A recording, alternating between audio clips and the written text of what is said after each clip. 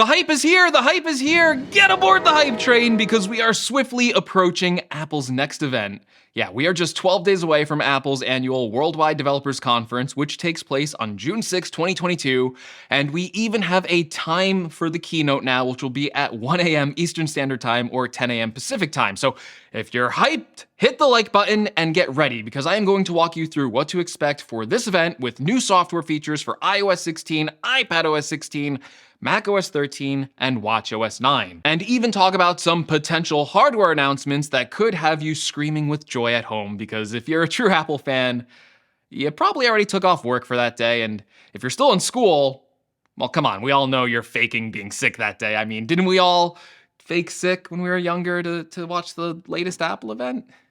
That was a totally normal reaction for a young boy to have. Not that I'm old now, I'm just not as young as I used to be. I'm still hip and I'm still cool. Final Fantasy II shirt, that's how you know I'm really young. All right, so iPad in front of me, has notes on it, totally blank. But let's talk about some software first because there is guaranteed to be software announcements at WWDC 2022. The first update, of course, will be iOS 16. Now, one of the exciting things to me about this year is there aren't really too many leaks when it comes to these software updates. I know some of you may be disappointed watching this video going, wait, okay, there's not a lot of leaks, why am I watching it? There aren't that many, which will make for an exciting event, but don't get me wrong, there are a few clues about what to expect for software upgrades for this year for our iPhones and other products. One of those rumored features is a revamped notification system, which Mark Gurman says will bring a fairly significant enhancement across the board to updates and notifications. Perhaps this means even better management and better grouping and enhancing the existing focus mode, which will let users better manage when they receive notifications or alerts. Another big focus for iOS 16 is rumored to be enhanced health features, updates to Apple News, and it's widely believed to feature a request for this year that Apple will be further updating how widgets work in iOS 16, with some rumored upgrades pointing to more interactive widgets. So for example, a music widget could have maybe media playback controls for things like play, pause, or skipping ahead.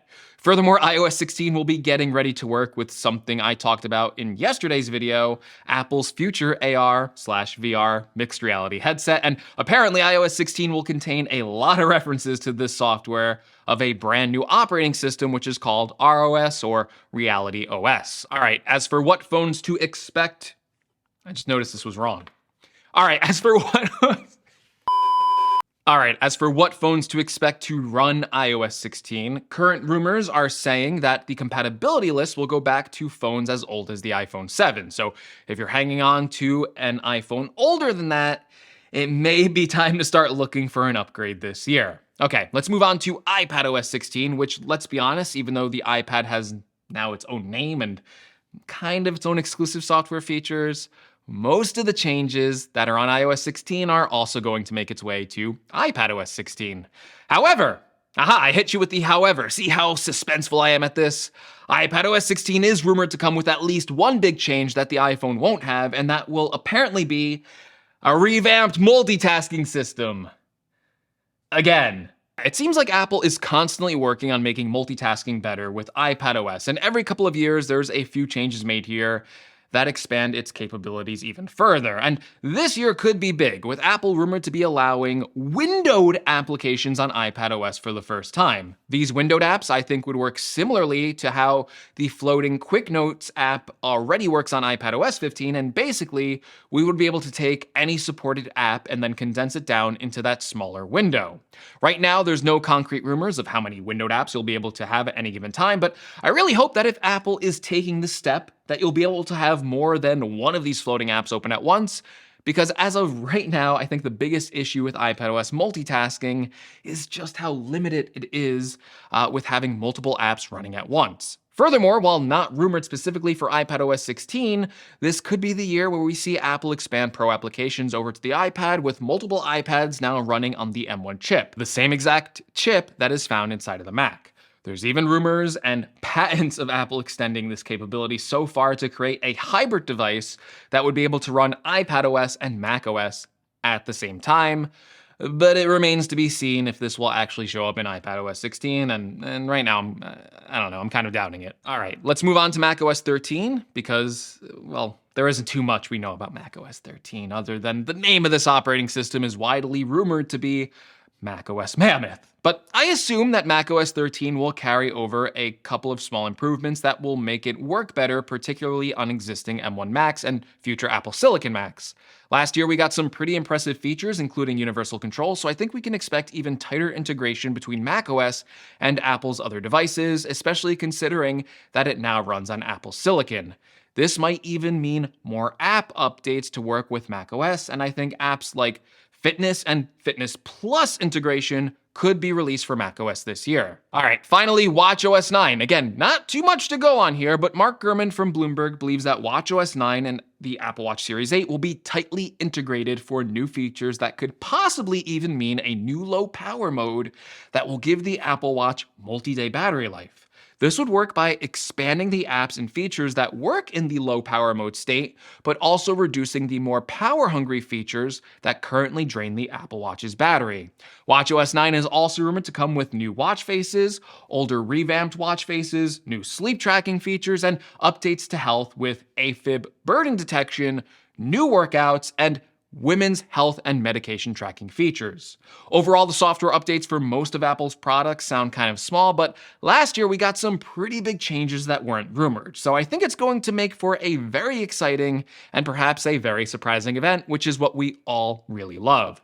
As for when you can get your hands on this software, well, if you're part of Apple's developer program, which is $99 a year for the membership, you should be able to download these first betas on all of your devices on June 6th, the day of the event.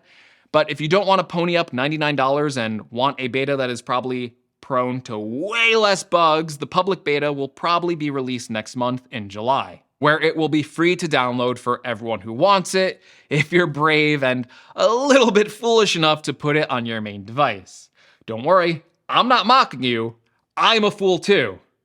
But I'm kind of paid to be a fool, so it's a little bit more acceptable for me. All right, what about hardware? Everyone loves new hardware. Well, I actually think there's a very good chance we will at least get some hardware previews at this event. What I mean by previews is that we will see hardware announced at WWDC 2022, but it won't be available to purchase until the end of this year. And you don't need me to tell you that the product I am expecting to be unveiled at this event is the last Mac that needs to make the jump over to Apple Silicon, the Mac Pro. The Mac Pro is rumored to be a pretty beefy computer, and unlike the initial transition where the entry-level Macs led the M1 lineup, the Mac Pro may be the first true M2 Mac to be unveiled, considering Apple told us at their last event that the M1 Ultra was the last M1 chip. The Mac Pro is widely rumored to run on 2 Ultra chips, and if it's based on the M2, these could be 2 M2 Ultra chips that would have up to a 40 or maybe as much as a 48 CPU core design and a massive 128 GPU core design. Basically expect at least double the performance of what you can get out of a maxed out M1 Ultra chip in the Mac Studio.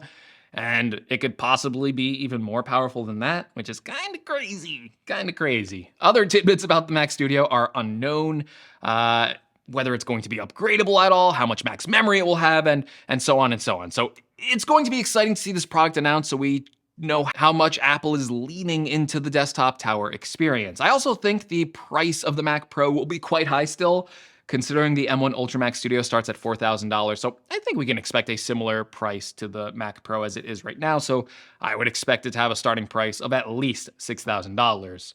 What about other hardware? Well, there's rumors that Apple is planning to show off a brand new 27-inch mini LED display with ProMotion right alongside this new Mac Pro.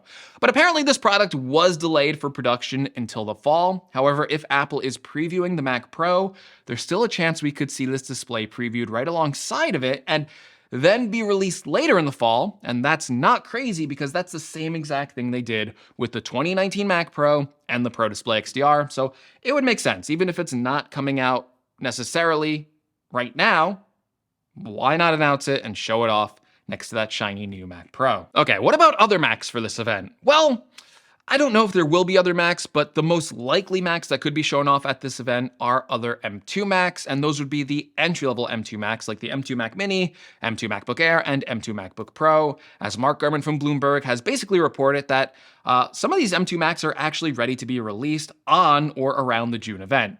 I think these are less likely to be announced, but there is always a chance, and it would make sense for Apple to release these now if they are ready, because Apple does want to capture the back to school shopping season, and that season does tend to sell a lot of Macs. So if they have new Macs ready, especially with supply chain shortages dragging down the existing Macs, why not release them as soon as possible? Finally, I did a video yesterday on what I believe could be a potential one more thing announcement, and that would be Apple's VR/AR headset, which could be priced as high as $3,000, feature dual 8K displays, up to 14 cameras, and feature a brand new Reality OS operating system. So if you want to learn more about that product and why I think there's a chance we could see it early at this event, check out my video right here. But to not make this video longer than it needs to be, this is what we can expect to see at this year's WWDC 2022. Again, to watch this live stream of the event, it will be available on YouTube and on Apple's website as a live stream at 1 p.m. Eastern Standard Time on Monday, June 6th. And if you still want more Greg, I don't know why you would, but if you do, hit me up in the comments below. Let me know why you are excited or what you are excited for this year's WWDC and what you are expecting to see. And hopefully you enjoyed this video. If you did, leave me a like. If you want to see more, make sure you're subscribed. And hopefully I'll see you all in the next video. Take care, everyone.